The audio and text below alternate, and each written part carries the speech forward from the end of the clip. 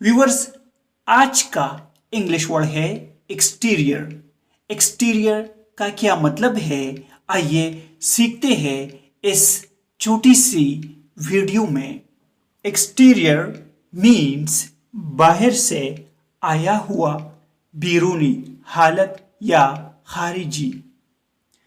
आइए इस वर्ड को सेंटेंसेस में इस्तेमाल करते हैं। Hidden behind a plain exterior is a wonderful hotel. एक सादा बैरूनी हिस्से के पीछे छुपा हुआ एक शानदार होटल है। Wonderful means शानदार। He is a good man with exterior. ओ ज़ाहरी तौर पर अच्छा आदमी है।